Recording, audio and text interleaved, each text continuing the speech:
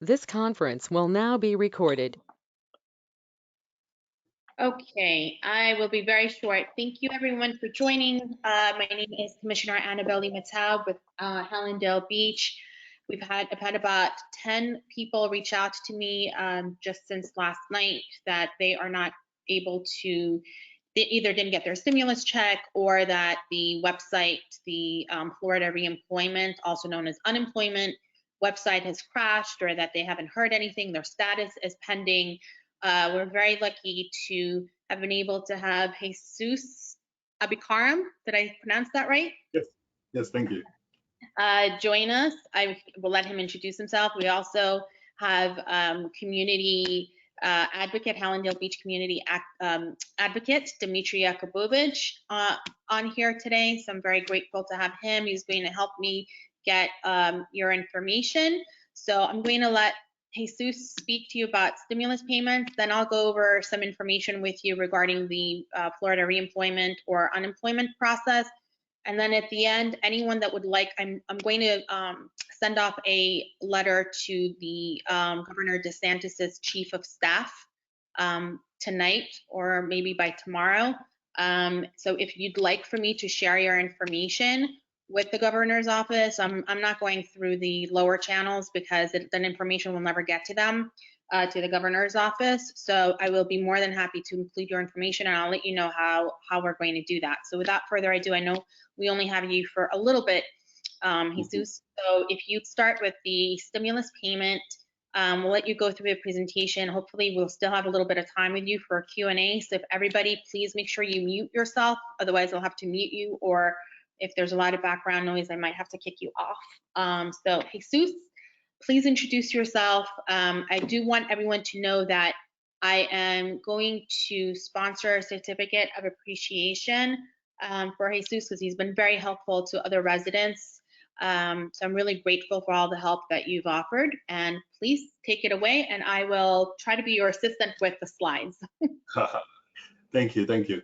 Good afternoon, everyone. Thank you for the opportunity, Commissioner, to be on board. It is a pleasure to be here with all of you. My name is Jesus Abikarram.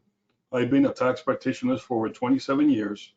In the last 10 years or so of those 27 years, I've been on Hallandale Beach Boulevard. My office is on West Hallandale Beach Boulevard and 6th Avenue. I'm an enrolled agent, which means that I can call the IRS on your behalf and represent you, obviously, when they're open. Right now, there's not many people to call at the IRS, but I do represent taxpayers with a number of issues. If we go to the next slide, we're going to be talking today about the stimulus payments and the stimulus check.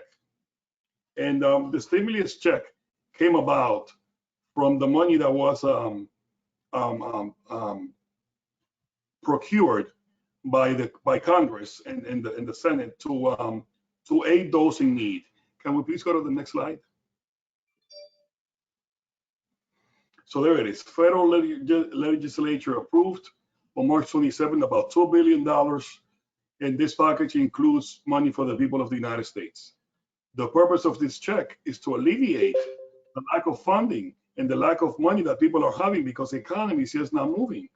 Places are closed, people are getting laid off, people's economy is not working the way as it usually does. Next one, please.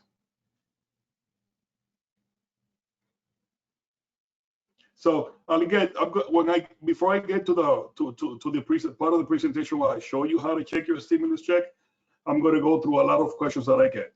For example, I'm getting the questions, is this money need to be paid back? And the answer is no. This stimulus check follows the credit rules from the IRS.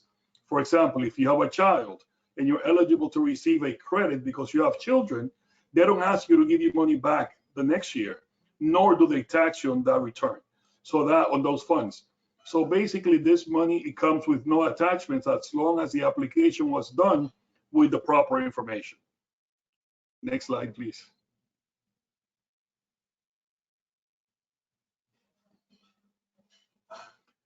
So this payment is going out automatically to everyone who filed returns in 2018 and 2019. Now, if you moved or if your bank information changed, then other measures will need to be taken. Also, those who receive SSA or Social Security benefits, and Social Security insurance or SSI. RRB, we may have a few people because we have the train tracks running through our city. That's all railroad benefits, and of course the veteran affair benefits. Those will come out automatically. So the same account where you receive your payment for any of these benefits, the most common one being Social Security, they're going to issue the check to the same account as well. And so it's going to be issued by either direct deposit or by check by mail. Like I said, the same way you get your Social Security funds every month is the way you're going to receive the stimulus check. We call it a check because it's easier, but it could be a stimulus direct deposit. And the question comes up, well, what about the non-filers? People who are not on Social Security because they either arrived to the country later in the years from working, or folks that just don't get Social Security because they never contributed much. Well, those are what we call non-filers. And I'm going to explain to you how the non-filers work. If we could please go to the next slide. So non-filers, like I said, are people that haven't filed the 18 or 19 return because they don't have a filing requirement. So if you're not required to file an income tax, you will need to file an income tax EIP, which is a stimulus payment. So this economic impact payment return can be filed at the IRS website. It's not hard to complete. It's a little cumbersome just because you have to answer quite a few questions. So it is simple to complete, and it's free at the IRS website. And if you want to get the stimulus payment faster, then we suggest highly that you go with direct deposit. That way you avoid the mail time, you avoid the check getting lost, etc., and all those good things that happen. Also, when the IRS issues direct deposit payments, that is done automatically according to the batch that they're working on. But when they're sending you a check, they physically have to print a check, get it into an envelope. It needs to be checked for accuracy. So it takes a lot longer for the checks to come out. That's why we suggest to go with the option of direct deposit. Next slide, please. Now, to complete the EIP return on your computer, you go to www.irs.gov. Next slide, please. Before you go or before you start processing the EIP return, I suggest you have these things handy, just because the computer may freeze up on you. And we've seen cases where people don't have the information with them. And what happens is that by the time they go get it and come back, the system freezes and locks them out for 24 hours. So it's really wasting time if you don't have everything you need. So you need to have your Social Security number. You need to have a working email address. And I suggest you have a paper and pen handy so you write down anything that you may seem important. You should have your street address, no PO box, and of course your routing and account number so you can put in the information where you want the funds direct deposited to. People who don't have bank accounts, the IRS doesn't like depositing into prepaid cards. But if you, for example, and I'm not endorsing anyone whatsoever, but for example, I know this one at Walmart, that when you buy that debit card, it acts as a bank account because you have to register and everything. And it has a routing and an account number. That is a way to get your money faster because the IRS can verify that that account is in your name. You cannot use anyone else's account. The IRS has directed all the banks for about 3-4 years now to prevent identity theft, not to accept direct deposits for any refunds or any payments coming from the IRS that are not designated for the account holder. And that's to prevent people from taking your information and putting it in somebody else's account. And also to make sure that some preparers are not diverting some of the funds that the taxpayers are receiving as a refund to their own account. Next slide, please. So you go to irs.gov. Please go to the next slide. And you're going to click when you get to the main page where it says non-filers enter info here. And Commissioner is going to share this presentation. so you can follow along and replay it if you want to replay while you're doing it yourself. So it's a lot easier. We'll go to the next slide, please. Then from when you click on that box, it's going to bring you to a box that says enter your information. Please scroll down until you find the tabs I'm showing, because some of these screens that I took screenshots of were scrolled. So this is not going to show on the first screen, but you just scroll down. It says enter your information. Click on that. Next screen, please. Next slide. Then this box is going to come up. You don't have to do anything but just click get started. And just to get started, you follow the prompt. Next slide, please.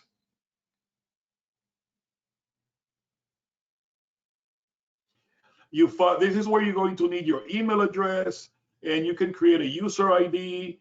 I usually ask people to have the pen and paper handy, because you want to write the user ID and the password you choose before you hit submit. A lot of times we create passwords, and then within 2 or 3 minutes, we cannot remember that very nice combination that we came up with. So, keep it simple for yourself. That is simple enough for you to remember, but it's hard for someone else to figure it out. Next slide, please. So that was mainly on the on creating the EIP return, and you just have to follow the directions.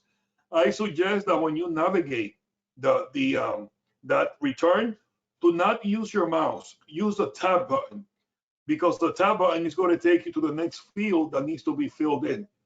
But if you're just clicking around, you may miss something, and the information may not process properly. And then it may tell you, please wait 24 hours to log in again, because the system feels that it may not be a human controlling it. And these systems are created somewhat fraud-proof, or trying to deter automated computers to be driving the system. Now, let's say you did file for 18, you did file or for 19, or you get SSA or SSI or any of the other benefits that you will get the payment automatically, but you just have not received it. And you've heard so many people around you, your neighbors, your family members, oh, I got my payment, and you feel left out. So you're not left out. You can find out where your payment is, again, by going to irs.gov. Next screen, please. And you're going to click on Get My Payment. See, it's the one to the right of the non-filer one. So it's the same screen. You click on Get My Payment, and it's going to bring you to the following screen. Next screen, please. It's going to come to this screen, and it's going to tell you what you need. And I already told you what you need: your social security number, street address, etc. So you just hit on Get My Payment. And here, when you click on, next screen, please. So when you click here, it's going to bring you to this screen. By law, I'm not going to tell you to okay it. I'm just going to ask you to read thoroughly and then okay it, because you're making certain affirmations and sworn statements that only you can make for you. But after you read it, you could click OK. And let's go to the next screen, please.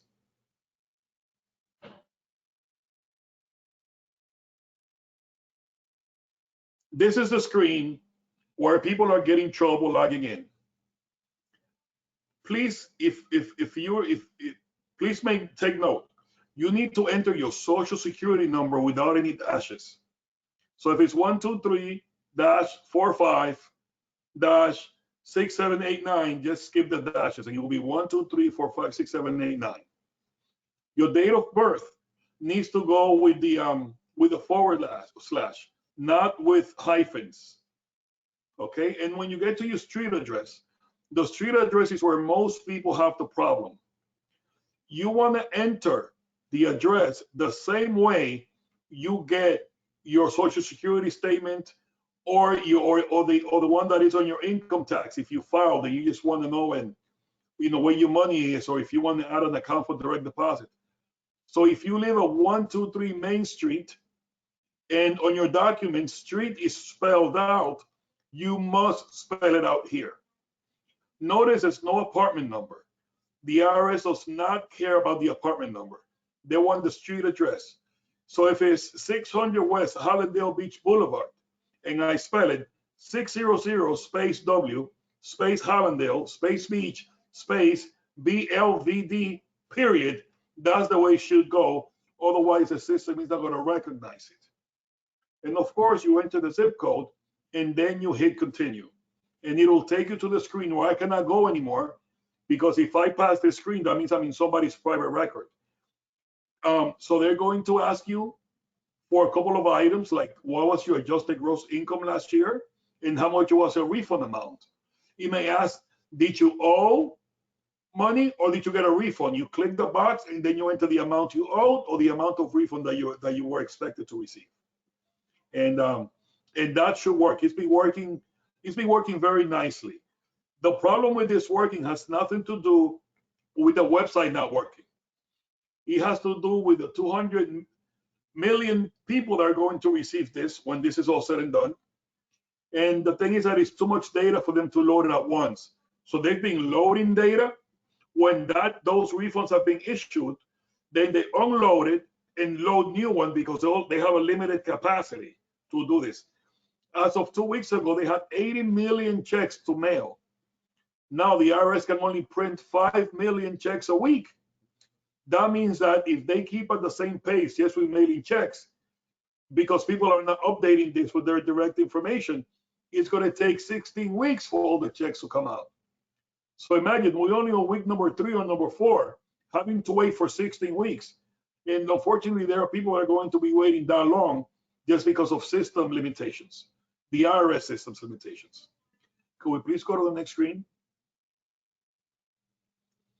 Now, this screen is where people are freaking out. Payment status not available. We're not sure if you qualify. That's what it says somewhere. Well, let me put it to you this way. This screen does not mean anything other than that your data has not come up to its turn to be corrected.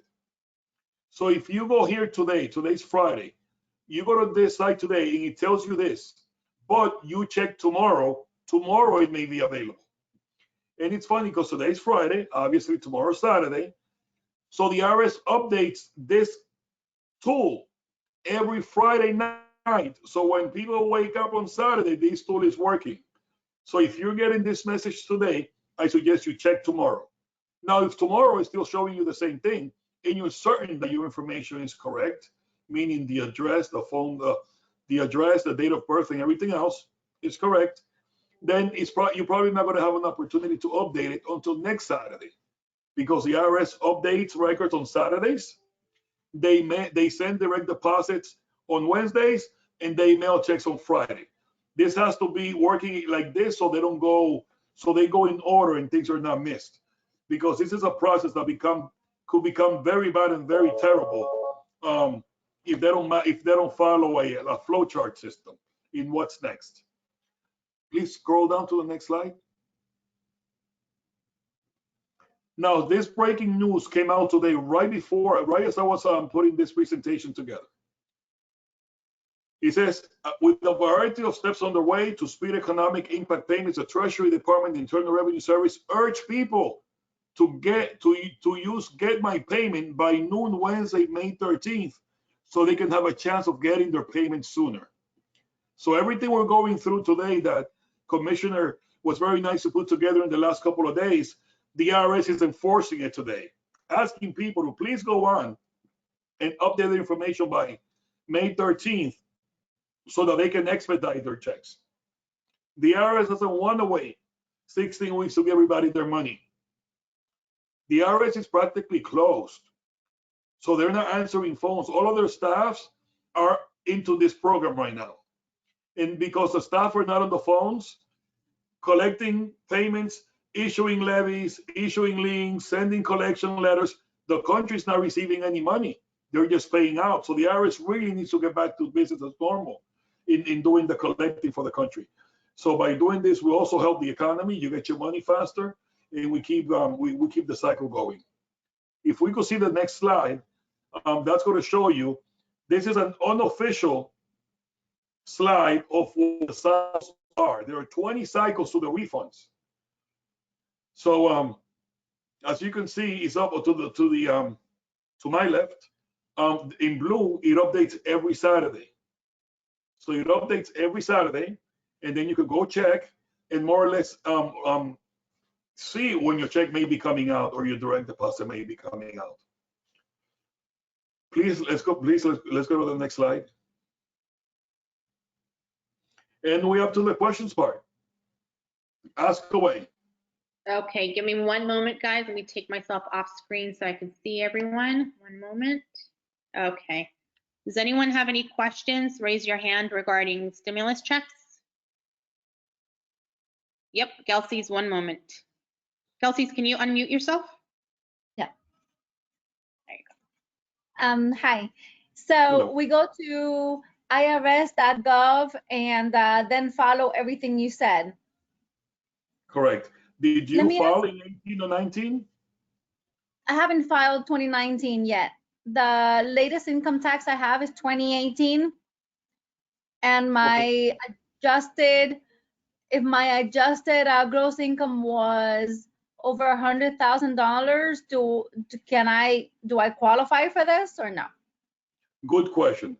Is your filing status single, head of household, or married? Single.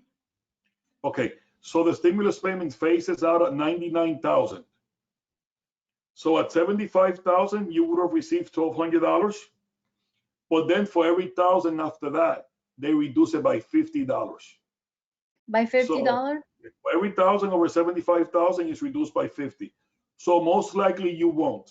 But this is the trick about the and I use the word trick. I apologize. I mean, it's not a trick. This is how this is written. So this is actually a 2020 credit that is being advanced on the 2019 return. On the 2019 year. But this is the way it's going by. If you end up making less in 2020, when you file your return, they will send you the money then. So the money is not lost. So they let you qualify with the 18, 19, or 20, whichever one benefits you better. Okay. So I should apply anyways or no? Well, you're not really applying. You just file in the tax returns. When you file the tax returns for 2020, you will see that the credit being sent to you then. If of course, if the income qualifies you for it. Great. So let me clarify something because you said, should I file it? Do not file an EIP return if you are required to file a return. This is for people who are non-filers, who makes little money or don't work for one reason or another and don't file a tax return. So this is for non-filers. And the tool is just to check your particular situation. Thank you. You're welcome. Anybody else have any questions for Jesus? Okay, Jesus, I have a couple of questions for you. What's the difference between the SSA and the SSI? SSI is Social Security insurance when people get hurt and they can't work anymore. So they're off work receiving payments from the Social Security Administration. Is that And like SSA, the disability? Is that disability, correct. Yeah, I don't like to call it disability, but yeah, it's pretty much disability. And then SSA is when people have reached retirement age, either 62, 65, or 67, and they're collecting retirement. somebody? Sarah, did you have a question? Yes, I have a question. I received, I went on the website, the IRS website, and I typed in all my information to locate my payments. And it told me that the check had been sent out on May 1st to me. And the thing is, I had updated my bank information as quick as I could when it was available. And it told me it was going to send the money through my bank. And then I checked maybe the next day and it said it had sent it on May 1st. And it's already May 8th. I haven't received anything. So I'm just a little concerned about, what to do. And if it somehow, could take, I don't know what could, make it take longer, or what other steps or, things I could do, because I can't really reach out to anyone. So just concerned. Unfortunately, we can't make that call. So here's what you need to do. I would first check with my mailman that says, hey, I'm waiting for my check. You know, it's not here yet. Did you live in a different address in 2018? Did you than the one you lived in 2019? So here's the thing. For years, I actually moved in 2018, but I've had a PO box. I've always just kept it just for my business, just in case, for many years. So they have that information, and they have verified that, you know, I've gotten, you know, mail from them before. So I know that they have that, the PO box address. I would just, that, I guess that would be something to talk to the people at the post office about. So Yeah, try that first. Usually the IRS doesn't like post office boxes for returns, yeah, although they'll send you all the bills they want or they can. yeah, To the PO box, but for payments, they usually don't like PO boxes. At this time, it's just a waiting game, because yeah. if your check was issued May 1st, so this is what happens. They issue checks on Friday. That's the date on the computer. The physical check goes out on Thursday night from the DPO. So what it does is that you should be getting your check anywhere by Tuesday or Wednesday following the date they gave you. So if they said May 1st, you should have had it by May 5th, May 6th in your mailbox. So being that it is that is coming to the PO box, it could be at the post office waiting to be sorted or distributed to the individual PO boxes. So I will definitely check there first. If not, we're just going to have to wait for them to open and make a phone call, unfortunately. What do you mean, wait for them to open it? The IRS is not open. The IRS is closed for incoming calls. Got it. Everybody's working on the stimulus checks. Correct. Yeah, even my dad is a CPA, and he even can't get them on the phone, so I understand. Yeah. Okay. Thank you for your question. Very good question. Yeah. Jesus, we have a question. Somebody asked why a 17-year-old can't get a stimulus. We'll start with that. And then do we have any options for 17-year-olds that are right on the cusp of being 18? Okay. So this credit follows the rules for child tax credit on a regular return, and child tax credit cuts off at 16. So if your child's birthday, 17th birthday, is on December 31st, you lost it for the whole year, unfortunately. Wow. So the person must be 16 at 12:01 on the 1st of January. Otherwise, they lose the credit. It was just a way to do a cutoff. Let's just follow this rule and just follow this credit, and we're going to cut it off there. That's what they said. As far as getting if there's a way, only if they're going to file their own return. So if they're going to file their own return because they're soon to be 18, then they can go ahead and do the non-filer. However, if the child, the 17-year-old child, is then used as a pendant for 2020, you're going to find yourself in a jam, because they're going to want that money back. And they may deem it that it wasn't really acquired the way that it was properly to be acquired. Like, you file a return saying he was going to be on his own, and then all of a sudden he's not on his own. That's an iffy situation, unfortunately. Okay. Does anybody else have any questions related? You can, for those of you that are not on camera, you can unmute yourself or write in the chat box if you have a question, and I'll call on you. Don't see anybody else. Jesus, do you have any information you could share? I have a few slides, and my hope for people that are in limbo with their unemployment, the website, unfortunately, the Florida website crashes, or people are not, they're in limbo with their unemployment status. Do you have any information you can share on that? My daughter has been unemployed for 5 weeks now, and she just received checks. She just received direct deposits as far as this past Wednesday, I believe. And the same day, she got a letter letting her know that her benefits are not going to be more than $3,300, which is equivalent to 12 weeks of $275.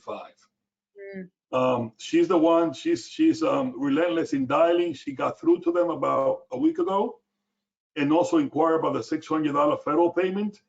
And they have no answer for her. They don't know if that's going to be direct deposited when they become up to date, or if that's going to be via paper check by mail. So other than that, what I know is only from personal experience through my daughter. But the website, I know that people can get on, and those who do get on at 2 or 3 o'clock in the morning. That's so they set their clocks, get up, and at that moment they're able to get through. But even then, their application is so behind the line from all the other ones that have applied that is going to take a while for them to get to it, unfortunately. Yeah. Okay. If no one else has any questions for Jesus, I'll let him go because he has to have another meeting to conduct. Jesus, can our fellow residents and neighbors, can they get in touch with you if they have any questions related to their stimulus payments? By all means, my number's on the presentation. Give me a call. If I don't answer immediately, leave me a message. Most likely, if we don't answer, you're gonna get a text back telling you we're open. We're not open at the office, we're open virtually. The difference is that working from home, we got 2 extensions, and at the office we have 6. So if we're on both phones at the same time, we cannot attend to the call. But please leave a voice message, and if you get a text, feel free to reply. That's a secure text that goes through the office's telephone system. It's not a regular cell phone. It goes right to the computer. So Jesus, could you give your number out, just verbalize it? Sure. My number is 954-454-2080. 954-454-2080. I think we have someone on the chat. Yep, Dmitry typed it in. Thank you, Dmitry. See, that's why he's so wonderful. Dmitry, do you have any questions from your residents that you know of? I don't. I haven't received anything, any questions with respect to that. The only thing that I've heard that some people are concerned is that if they moved from one apartment to another, the check may arrive to the old apartment and they don't know how to recover it. And I think this is similar to what Sarah was asking about, right? The problem is that the IRS has eliminated forwarding orders for checks. They want to make sure you get the bill, but if it's a check, they're afraid that it could be forwarded, improperly, and it could get in the wrong hands. So checks are usually not forwarded. What I tell people is, if you move, go to your old post office and ask them to put a hold on any mail that comes in your name. That's what I've suggested. It's worked for 2 individuals that we're giving that advice to. So go to the post office, please hold my mail. Excuse me. And well, the person. No, go ahead. Finish. No, I'm saying that when they ask to hold their mail, usually they hold it. And when they come back in a few days from the day that the IRS stated that they were going to get the check by mail, usually the check is there. It worked for 2 individuals already that I know. Yeah, I know that the resident that moved from one apartment to another is contacting the resident in his previous apartment, where he is basically just asking, hey, if you get my stimulus check, just give me a call and I'll pick it up. So people are trying to make some accommodations to receive their check. And if they don't, then I guess they would have to contact IRS once it reopens and request maybe a direct deposit or a corrected address. Yes. So if there's no more questions, I want to thank Commissioner for the opportunity.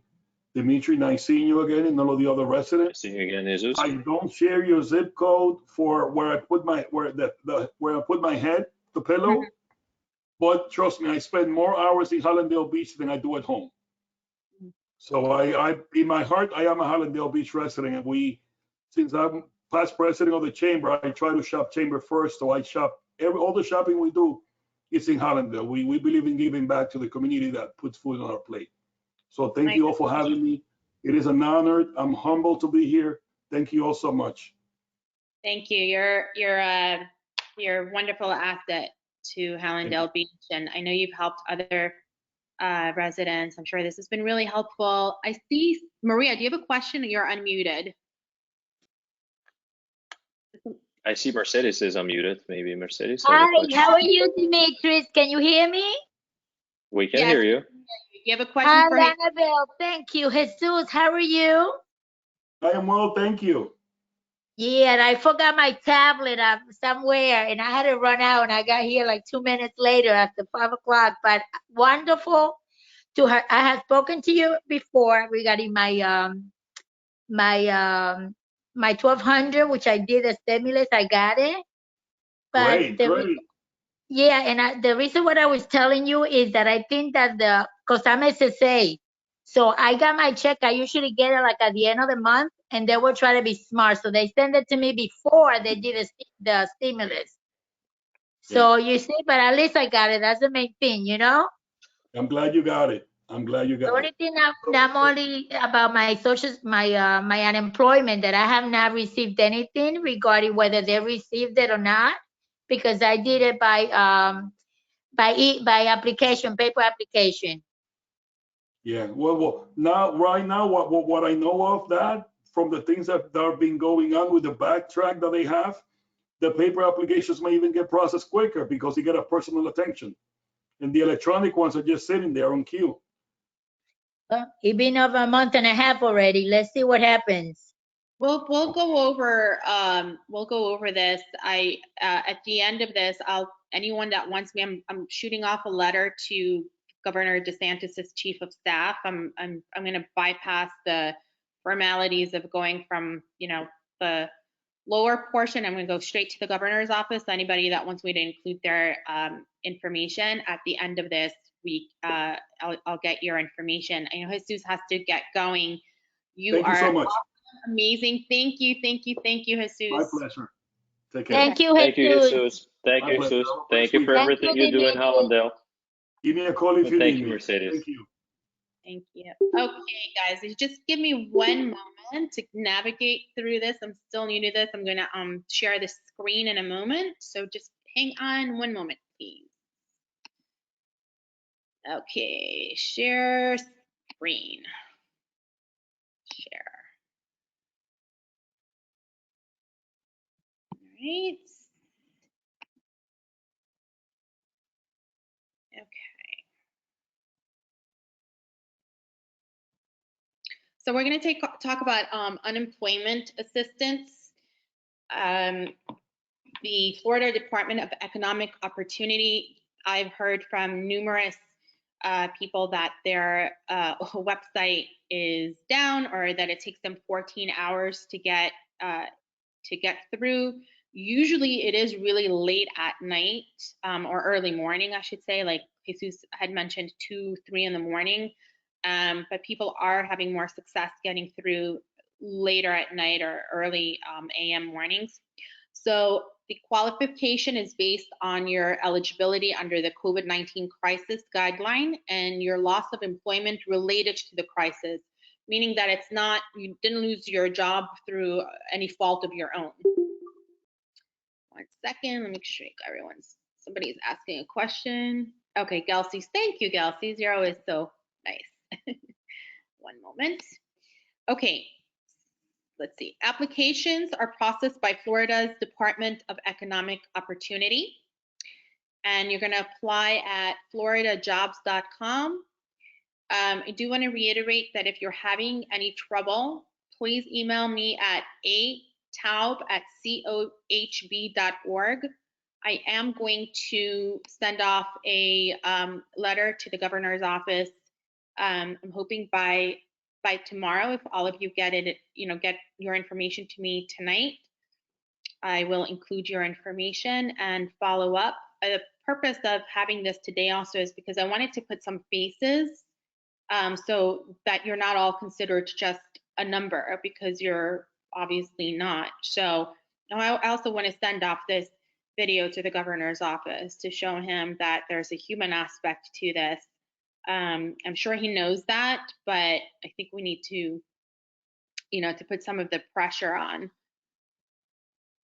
So when you click under the reemployment assistance, you will be asked to submit self-certification requirements. And some of the benefits that may be included that you might be eligible for is an extra $600 from the federal government per week in unemployment benefits, and a possibility of receiving these payments for 13 weeks.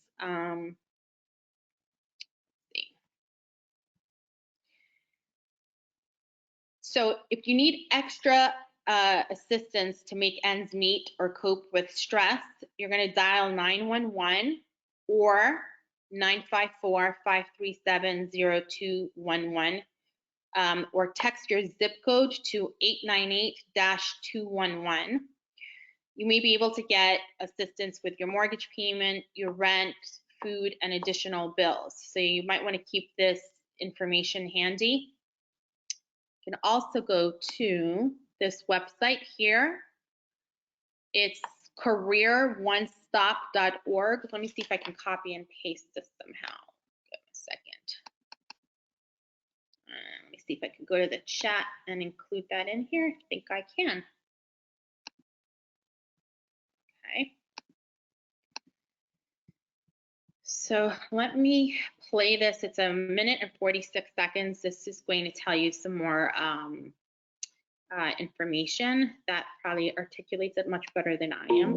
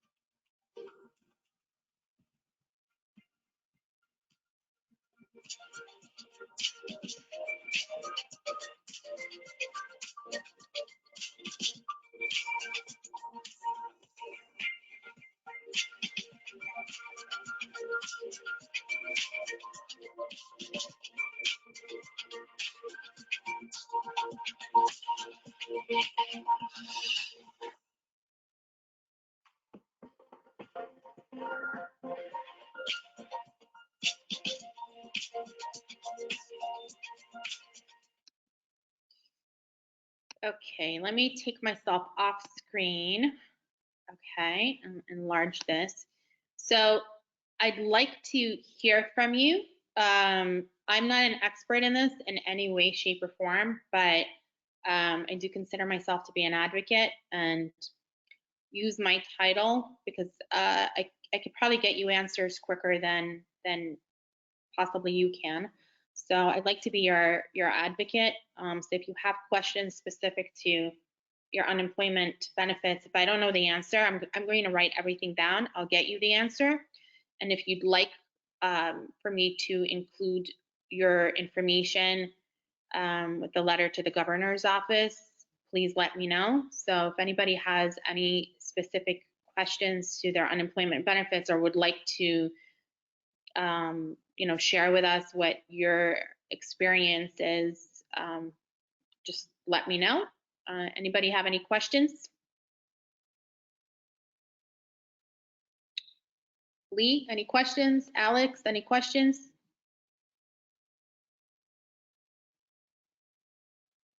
Do you want me to unmute you out? 1 second. Yes, I'm already on, I Hi, guess. sorry. Hi, I'm Lee Livio, actually my name, and how I can say, I filed one time, I've been declared ineligible. I filed a second time. The website, it's work. To go on the website, you can go anytime. It's not a problem, absolutely no problem. But there is no data you can modify or you can have an answer. So last time I filed, the second time I filed on April the 30th, and the website is telling me to wait 72 hours to get an answer, to guide me, 72 hours. So after a week, I call the DO phone number in Tallahassee, and I spoke with a person, and they told me it's not 72 hours, actually a week. A week passed by, and it's nothing. It's nothing what you can do. It's like I'm saying, you're facing a wall, and there is nothing. Not anybody can do anything. It's just how can I say, you are in limbo. That's what's happening. I'm part of. I work in a hotel, and they shut down the whole hotel on March 22nd, laying off everybody, 1,200 people. My department where I work is like, we are like 100 people. We still in touch. We belong to a union, Unite Here 355. We got a meeting with the union. And I tell you, from 100 people, which we work all together for 18 years, we all qualify for it. And only about 10% got it, 90% we get nothing, and there is nothing what we can do. Absolutely nothing. I file an appeal as well. I send it with certified mail, but there is nothing what I can do. It's a great chance, because you reach us to us and you give us a chance to talk for us, but it's nothing to do. So Dmitry has probably a comment, but I'd like to chat with you offline, and we can do that when this is over and get information from you. Obviously, we don't want this recorded now, but I'll chat with you further offline. Dmitry? Yeah, I just wanted to comment on what Lee said. It seems to be a very common problem, because I've heard from my community at the beach club, from some of the residents, I've heard that they've also applied and were declared ineligible, which is very troubling, because this is a working class people. So it seems to be in line with what you're saying. I mean, I didn't know much about the situation and how I could answer, but it looks exactly what you're experiencing, Lee. That people that are working class people apply, and for whatever reason, they're declared ineligible, and that's troubling. And I just spoke today to my neighbor. She applied one time ineligible, and the second time, and she told me they went through her file and declared her ineligible the second time. It's how I can say, it's something bad. And really, the website, I think the website is so messed up. Like when I first reached in March 22nd, when I filed first time, each employer set a certain amount of money for each employee to be there in case of unemployment. And on my file, it was 7,200 maximum what it was, there for me in case I filed for unemployment. Now this money they're not there anymore. The website it's not working properly. Even they address to make it better the issue, it's actually, I think it's worse than it was before. I think what Anabelle is doing is actually exceptional, that Anabelle has this communication channel directly with the governor's office. And I think it's really important to mention that thing, that people, the working class people, are getting denied, and that's just not right. So I think it's very important what you're doing, Anabelle, because it seems to be the common problem from what I'm hearing. Yeah, and Lee, if you speak with your neighbor, I would be happy to advocate on her behalf as well. So 1 second, my dogs are gonna bark. I'm sorry. My husband just walked in.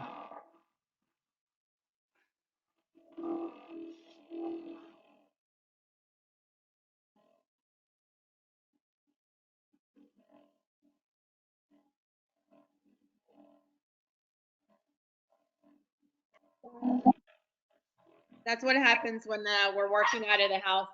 I'll be more than happy to advocate on her behalf, Lee. So if you get us the information, you know, I'll be more than happy. There are a couple of comments. Let me read them. Then I think Alex has a question. Sarah, I would love the email list that you're speaking of, because I'll copy them as well. So that would be really, really appreciated if you could send it to, or you can call me either way, but if you could share it to ataub@cohb.org, ataub@cohb.org. Thank you. And then Cassie, mine says pending and check back in 72 hours as well. I know you have to claim weeks, but I can't do that, I guess, because of pending status. Cassie, I'll be more than happy to include your information as well. So everybody will have to let me know at the end of this if you would like me to include your information. Yvette, is PUA a different application in unemployment assistance? Please advise. I'm not really sure of that, but I'll get that answer for you. Not familiar with the PUA. I don't know. Is that something from New York? Maybe. I'm not familiar with the PUA process, but I'll get that information for you. I'll shoot off an email to the city manager and ask staff if anybody knows. So I'll get that to you. Alex? I think it's pandemic unemployment assistance. I think that's the program. Is that what it is? Okay. I think so. Thank you. Hi, Alex. Yes, that's what I'm referring to. One moment, let Alex, and then thank you, Yvette. Alex, please go ahead. I'm sorry. How you doing? As you know, I'm a property manager at Ashley House in Hallandale Beach, and we have the same situation in our building that no one getting unemployment at all. Now, there was a letter sent to somebody that has a 1099, and then explained if you're a 1099, that's people that get denied. If you work on W-2, you will not get denied. It just takes a long time. Now, I'm working, thank God. My wife is hairdresser, and she's not working since March 17, I believe. And it's the same like Lee. I did a paper application. Then they have additional website, not the main website. They have additional website that you can apply. I did that too, and it's just nothing. I guess there are so many people applying and they have no power to do it. So I guess we have to wait, but I'll send you either email you or text you all my information, my wife's information, and we'll take it from there. It's best, Dmitry, I see your hand one second. It's best if you email me and don't send me any sensitive, like the full social security, please don't send that to me. You can do like okay. last 4 digits, Okay. but nothing that's too personal, because any email you send me is public record. But if you text me, it's public record as well, and it becomes more complex if you text me. So just Okay. Email me. By the way, we did reopen our pool, and everybody is behaving. So I'm happy to report that everybody is behaving good. Good. And Alex, since you are the president of your association, first of all, I'm a property manager. I'm sorry, I apologize, property manager. I used to be a president, now a property manager. Okay, you wear many hats. You wear all the hats. So you're the responsible one. You and Dmitry should speak offline, because I think he can offer you some resources, but you're Sure. kind of like the unofficial advocate for the people in your building. So if you have, their email or you have access to speak to them, why don't you go ahead and ask them if they'd like to be included, like anyone that's having trouble, like you mentioned. I mean, I can hold up. Nobody's going to be reading the email this weekend, so we can compile it all this weekend, and I can shoot it off like Sunday night so that they can get it Monday morning. So I can wait on sending the email out till Sunday. So if you want to go, I send email to everybody. Just let them know if they have any questions. So they have email for you. I'll do that. And we have a lot of people that are basically retirees, a lot of Canadians. So, but I'll send out email. We'll see what happens. Canadians are not going to be eligible. So you need to just speak to, I don't think they're out. I mean, I don't think they're eligible, but there is few are eligible. I will talk to them tonight. Okay, anyone that you think is eligible, please talk to them tonight. The deadline is really going to be by tomorrow night, so all the information tomorrow so that I can shoot off the email on Sunday. Dmitry, did you have something to add?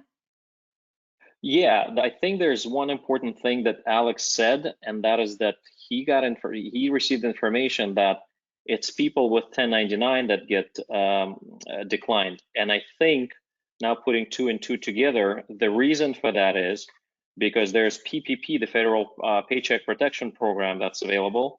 And I think because people with that are self-employed, the ones that receive 1099 or work on 1099, I think they can apply for the PPP, and that's why I think they just blanket denying the 1099 for the unemployment. That could be the explanation. Which is that PPP, I'm sorry, Anabelle, that PPP is also a big disaster. You know, we are a small association. We apply for PPP. You know, and I spoke to our attorney, and he said, you guys eligible. So we applied with Bank of America, our bank. They lost the paperwork. I applied again. 2 weeks, it's nothing. So it's the same situation like with unemployment. Everything is very slow. The PPP, I know only, and I'm a president of the Beach Club condominium, and one of the first things that I asked my manager to do, is really to reach out and find out if we're able to receive any PPP. The associations in general are not eligible, and there's only one association that I know of in Miami that had received that, and that association has a golf course and restaurant. And since they have restaurant and it's basically like a hospitality, and they also pay W-2 to the people that are working at the restaurant, so they received a lot of that stuff. Same thing with the golf course. So if you don't have that on your property, or you have, but it's subcontracted, like we have in the Beach Club, we don't employ these people. It's a subcontractor that's operating it. You're not eligible. So we were told that we're not eligible. We have a couple of employees. So, and I spoke to the banker at Bank of America, and they said that we are eligible. It's just very slow. We have a couple of employees, you know, so that's. Bank of America. So I applied for PPP for my business. I have a few companies, and I applied for my business, and I'm also with Bank of America. I have a relationship with them for over 15 years. The first day they released the PPP, you can only apply through your bank. Bank of America did a funny thing. They said, I started applying, and they said, not only you have to be a customer, you have to have a credit relationship with them, which means either a loan or a credit card. That basically tells me that they will give you money backed up by United States government only if you're good to them, if they make more money with you.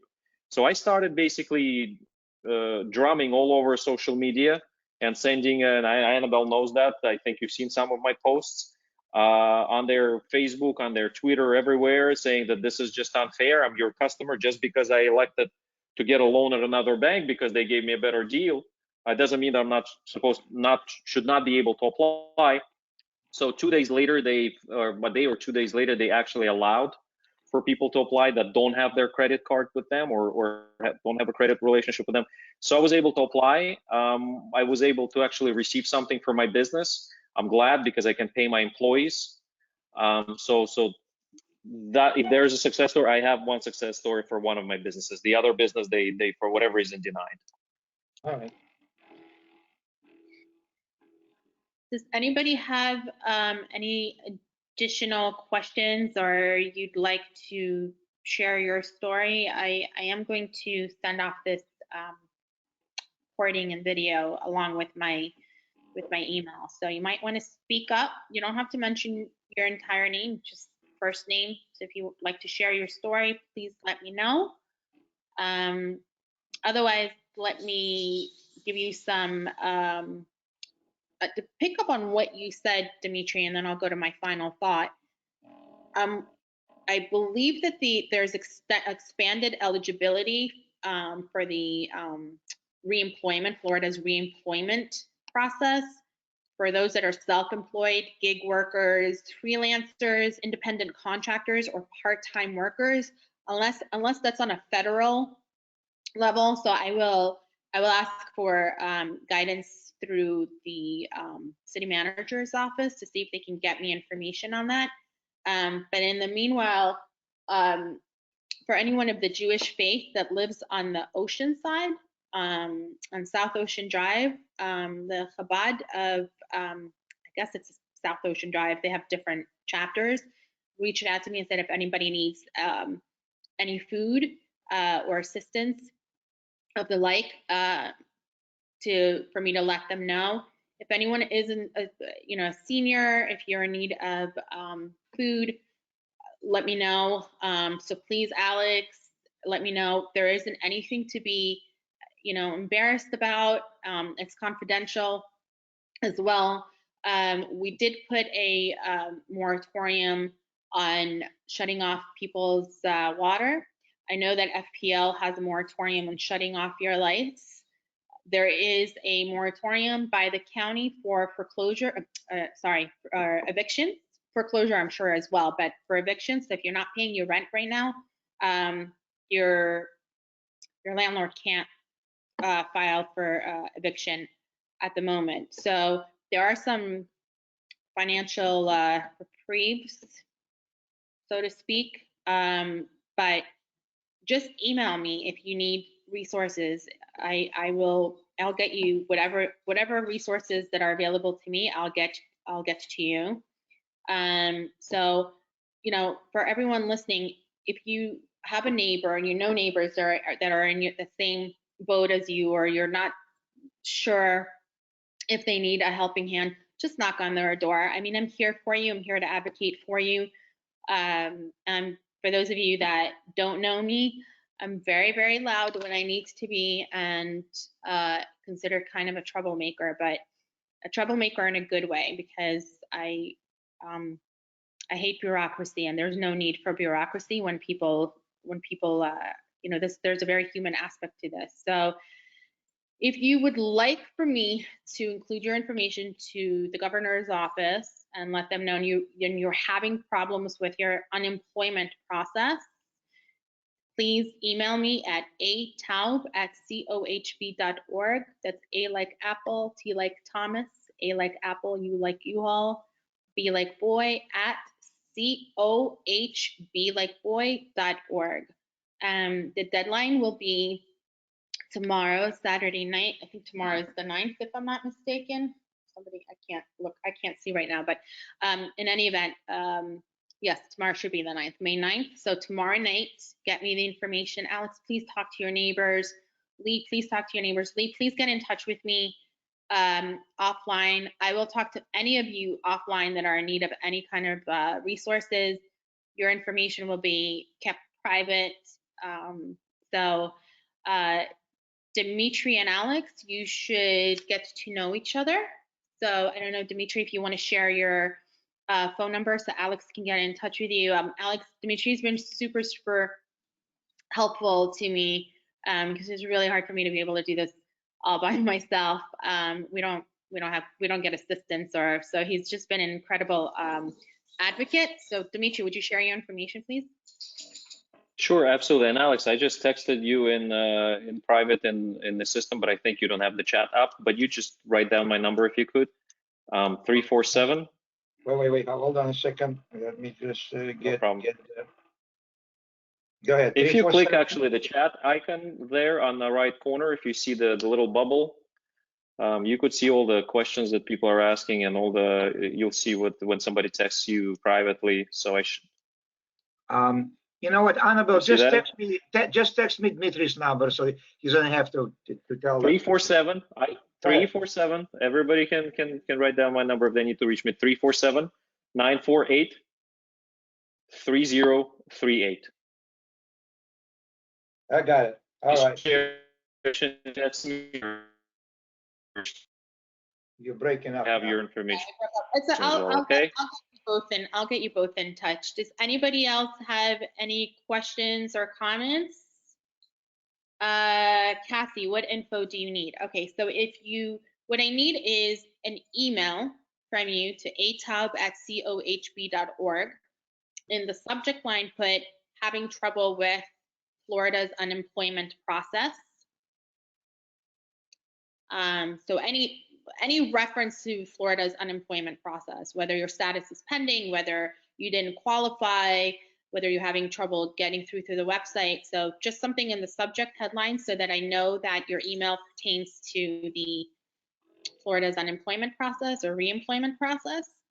And then in the body of the email, don't give me any sensitive information like don't give me your entire social security number. If you want to include like a screenshot of your information, make sure you black out the sensitive information. But maybe just your name and your address. Let's start with that. I don't want your personal information to be shared. So let's just do your name and your address and your phone number in the body. And please don't send me 5 different emails with just one, whatever you'd like for me to include, one email only, because sometimes people send me 5 or 6 emails. I don't have the manpower to reconcile all those emails. So subject line, again, anything with any reference to the Florida unemployment process. And then in the body, just write to me, I'm having problem, tell me in a couple of sentences what the issue is, when you applied, and then your name, your address, and your phone number. I will screenshot that and I will send it, I will include it in an email to the governor's office. So that's basically it for now. Does anybody else have any questions before we go? Okay, thank you everyone. I am really sorry for the troubles that you're all experiencing. You know, Lee, there's I believe 42 million Americans or people in the